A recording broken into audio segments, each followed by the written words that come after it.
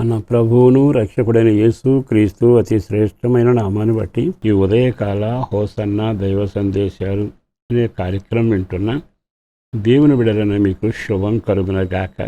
అందరికీ పేరు పేరున వందనాలు తెలియచేస్తున్నాను. మీరంతా బాగున్నారా?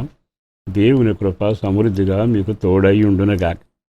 ఇక్కడ ఒక వాక్యాన్ని మీకు ఈరోజు జ్ఞాపకం చేస్తాను. పరిశుద్ధ గ్రంథంలోని జీవం కలిగిన మాట, మనుషుల సహాయం వ్యర్థము అని ఈ కీర్తనాకారుడు రాస్తా ఉన్నాడు. కీర్తనాకారుడు రాసిన 108వ కీర్తనలోని 12, 13 వాక్యాల్లో ఎంత తేటగా ఈ వాక్యాలు రాయబట్టి మనుషుల సహాయము వ్యర్థము అని మొదలుపెట్టాడు. కారణం ఏంటంటే, ప్రతి నరుడు కొన్నిటిని నమ్ముకుంటాడు.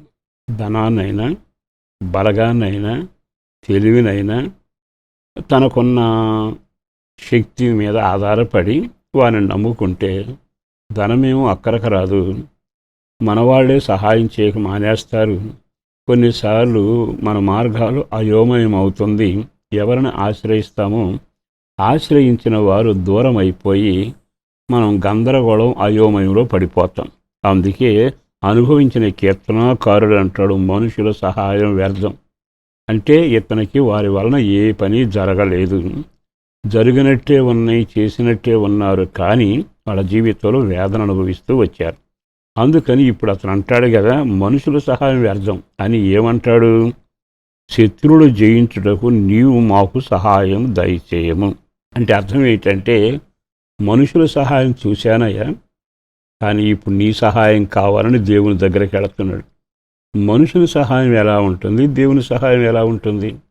మనుషులు సాయం చేసిన ఉంటారు, తర్వాత వాళ్ళని పొగడకపోతే వాళ్ళు మనకు శత్రువులు అవుతారు. మరొకటి, మనుషుల సహాయం కొంతకాలమే ఉంటుంది. మనుషుల సహాయం చేశాక నీకు అది చేసాం, ఇది చేసామని వాళ్ళు తర్వాత నేరాలు మోపుతూ వ్యంగ్యంగాను మన గురించి మాట్లాడుతూ ఉంటారు, నేనే నీకు సాయం చేయకపోతే అని. కానీ ఇదంతా అనుభవించాక దేవుని సహాయం కోరుకుంటే, ఒక మనిషి దగ్గరగా వచ్చి దేవుడా నాకు సాయం చేయమని అడిగితే అతని బాధలు చూచి అతని వివరాలేమి అడగడు. అతని కన్నీటిని చూచి, అతని శ్రమను చూచి దేవుడు వెంటనే సాయం చేస్తాడు. సాయం చేసేటప్పుడు నువ్వు పాపివా పరిశుద్ధుడువా అని అడగడు. ఇంతకాలం నేను గుర్తు రాలేదా అనడు. ఆయన ఎవరంటే దయానిధి, ఎవరికైనా సాయం చేయగలిగిన వాడు. అందుకేగా మనం అందం బ్రతికున్నాం. మనం భక్తులమని బ్రతికేలేము, కానీ మన యందు దయ చూపగలిగిన వాడు రోజు మనకు సాయం చేయబట్టి వివాహాలైనా, ఉద్యోగాలైనా, వ్యాపారాలైనా మన జీవన సాధన అంతా ఆశ్చర్యకరంగా జరుగుతుంది. ఇప్పుడు అంటున్నాడు, మనుషుల సహాయం వ్యర్థం, కానీ దేవా నీ సహాయమే నాకు కావాలని కోరుకుని చివరకు ఇంకొక మాట అంటాడు. ఏమంటాడు తెలుసా? దేవుని వలన మేము శూర కార్యములు జరిగించెదము. జరిగించెదము దేవుని వలన. మరి మనుషుల వలన? మనుషుల సహాయం వ్యర్థం. మనుషుల సహాయం వలన మేము ఇబ్బందులు పడ్డాం, కానీ దేవుని సహాయం కోరుకుంటే దేవుని వలన మేము శూర కార్యములు అంటే ఘనకార్యాలు. దేవుని సహాయంతో దావీదు ఒక్క ఒడిశలో రాయి పెట్టి యుద్ధానికి వెళ్ళి గొప్ప విజయం, శూరకార్యం జరిగించాడుగా. బైబిల్లో లేఖనం కనబడుతూనే ఉందిగా. దేవుని సహాయం కలిగితే ఆకాశమందున్న దేవుడు ఒక్క మాట పంపితే దాని ద్వారా జయం పొందిన వాళ్ళు ఉన్నారుగా. శూరకార్యాలు జరిగించిన వారు హెబ్రీ పత్రిక 11వ అధ్యాయంలో లిస్టుగా కనబడుతూనే ఉంటారు.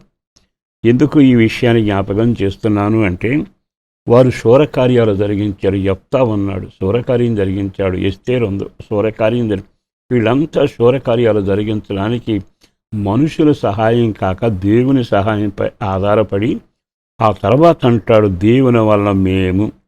అంటే దేవుని సహాయం పొందిన వాళ్ళంతా శూరకార్యాలు, మామూలు కార్యాలు కాదు, శూరకార్యాలు చేస్తారు. ఎంత బాగుంది. కనుక ఈ శుభవేళ ఓ సేవకుడిగా నేను మీకు చెప్పగలిగిన మాట, ఇంతకాలం మనుషుల సహాయాన్ని అర్జించి లేకపోతే డబ్బునో, తెలివినో, ఆరోగ్యాన్నో ఉన్న పరిస్థితిని బట్టి ఆధారపడి సిగ్గుపడక, ఒకవేళ సిగ్గుపడినా ఈరోజు దేవుని వైపు తిరిగి నాకు సాయం చేయవా అని అడగగలిగితే పడిన గుంటల నుంచి లేపుతాడు, చావసిద్ధమైన నీకు ఆయుష్ ఇస్తాడు.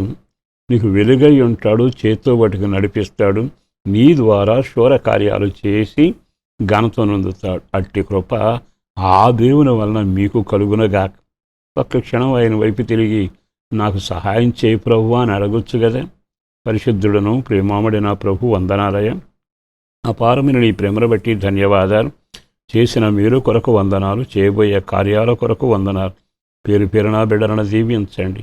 నీ సహాయంతో వాళ్ళు వర్ధిల్లాలి, విస్తరించాలి, క్షేమం కలగాలి. రాకడ కొరకు సిద్ధపరచండి, రక్షణ భాగ్యం కలుగ చేయండి. ఆరోగ్యము, నెమ్మది, క్షేమం, సంతోషం, రక్షణ అన్నిటికంటే ప్రార్థనా జీవితంలో పెంచండి. పిల్లల చదువుల కొరకు, ఉద్యోగాల కొరకు, వ్యాపారాల కొరకు కావలసిన సంక్షేమం కొరకు ప్రార్థిస్తుండగా లోటు అనే మాట లేకుండా దీవిస్తూ చేస్తున్న ప్రతి పనిలో నీ హస్తం తోడుగా ఉండి నడిపించి మేలు చేయండి. యేసు పేరట వేడుచున్నాము తండ్రి, ఆమేన్.